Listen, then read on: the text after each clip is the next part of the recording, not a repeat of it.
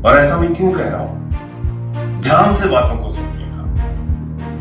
अचानक 19 तारीख को दिल्ली से 2 वकील जाते हैं संभल में, जिला की अदालत में वहां पर याचिका दाखिल करते हैं। उस याचिका में मिनिस्ट्री ऑफ होम अफेयर्स को पार्टी बनाया जाता है, कल्चरल मिनिस्ट्री को पार्टी बनाया जाता है, एएसआई के 2 अलग अलग विभागों को, अधिकारियों को पार्टी बनाया जाता है, डीएम को पार्टी बनाया जाता है, मस्जिद की कमेटी को पार्टी बनाया जाता है। ध्यान से सुनिएगा, इतने लोगों को पार्टी बनाया जाता है।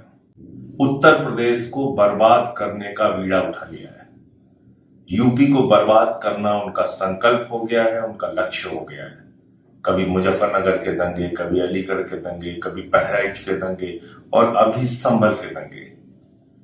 बीजेपी आपको ना तो रोजगार दे सकती है, ना महंगाई से राहत, और ना ही आपके बच्चों के लिए स्कूल और अस्पताल बना सकती है। वो सिर्फ दंगे दे सकती है, झगड़े दे सकती है, फसाद दे सकती है। यही काम पूरे देश में कर रहे हैं और यूपी को खास तौर से दंगे फसाद का अड्डा बना दिया है भारतीय जनता पार्टी के लोगों ने। संभल में जो कुछ हुआ ये गहरी साजिश का हिस्सा है।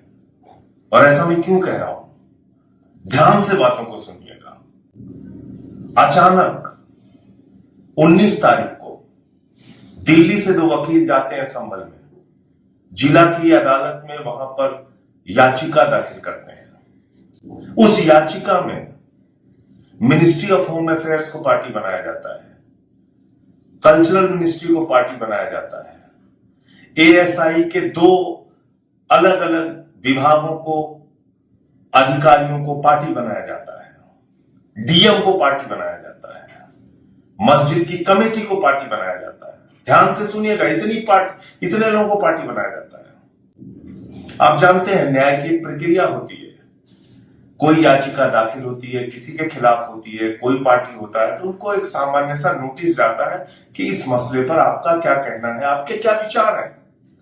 बगैर दूसरे पक्ष को सुने हुए, बगैर किसी के वकील को सुने हुए 4 बजे ऑर्डर कर दिया जाता है कि सर्वे किया जाए, उस जामा मस्जिद का सर्वे किया जाए। 4 बजे ऑर्डर होता है। ध्यान से सुनिएगा, 10 से लेके 5 तक कानून के मुताबिक कोई सर्वे हो सकता है, उसके न पहले न उसके बाद। डीएम साहब होम मिनिस्ट्री के लिए, कल्चरल मिनिस्ट्री के लिए, एएसआई के लिए एक वकील भी नियुक्त कर देते हैं, जामा मस्जिद की कमेटी को नोटिस भी दे देते हैं।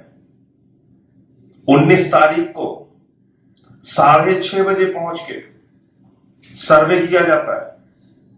2-2.5 घंटे 3 घंटे तक सर्वे होता है। डीएम साहब और प्रशासन के अधिकारी बाहर आते हैं, कहते हैं हमारा काम पूरा हो गया, काम कंप्लीट हो गया।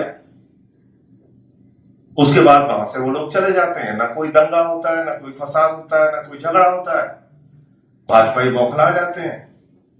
मोदी जी को लगता है, अमित शाह को लगता है, योगी जी को लगता है, बीजेपी वालों को लगता है अरे हम तो अपने मकसद में कामयाब ही नहीं हुए, दंगा तो हुआ नहीं, फसाद तो हुआ नहीं, यूपी तो बर्बाद हुआ नहीं, कुछ आगजनी तो हुई नहीं, बहराइच में हमने कोशिश की वो फेल हो गए, अब संभल में भी फेल हो गए। तो इन्होंने एक नया नाटक किया। 19 को सर्वे कहा पूरा हो गया, 24 तारीख को सुबह फिर से 6:30 बजे, 10 से 5 नहीं, 6:30 बजे सुबह नारे लगाते हुए सर्वे कराने के लिए प्रशासन पहुंचता है और उसके बाद वहां माहौल बिगड़ता है। जब मस्जिद के हौद से पानी निकाला जाता है,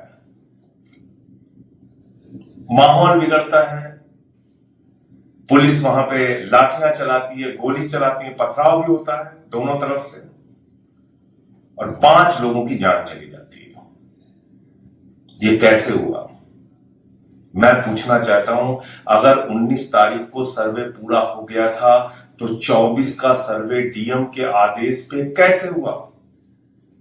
जब 19 तारीख के सर्वे के बाद अगली सुनवाई के लिए कोर्ट ने तारीख 29 की दी थी, और अगर सर्वे से कोई पक्ष संतुष्ट नहीं था तो उसके बारे में दोबारा सर्वे करने का आदेश भी न्यायालय दे सकता था।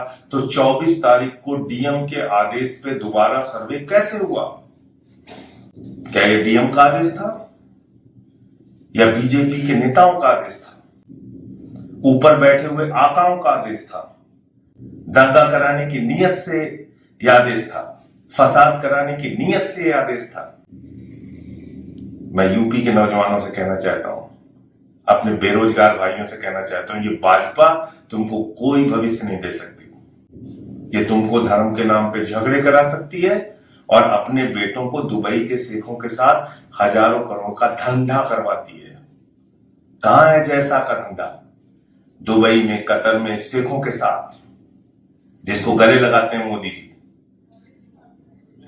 तो मोदी जी अपने भतीजे के लिए कतर में, दुबई में धंधा का, हजारों करोड़ के धंधे का मार्ग खुलवाते हैं और यूपी को दंगे की आग में झुकवाते हैं। डबल इंजन की सरकार बहराइच में जो प्रयोग फेल हो गया वो संभल में पूरा करती। जिनसे संभल नहीं संभलता वो देश क्या संभालेंगे? तो इसलिए यूपी के लोगों को जगना होगा। हिंदू, मुसलमान, सिख, ईसाई, एक एक व्यक्ति को अपने प्रदेश को बर्बाद मत होने दीजिए। आइए हम सब मिलके भाईचारे के साथ, एक साथ, एकता के साथ, शांति के साथ सरकार से सवाल पूछें अपने मुद्दों पर, रोजगार पे, स्कूल पे, अस्पताल पे, किसान के सवाल पे, महंगाई के सवाल पे। इस दंगे फसाद से हमको कुछ नहीं मिलने वाला। और मैं फिर दोहरा रहा हूं, ये भारतीय जनता पार्टी के आकाओं और बीजेपी के नेताओं की गहरी साजिश का हिस्सा है संभल का दंगा। ये पूरा प्रकरण है।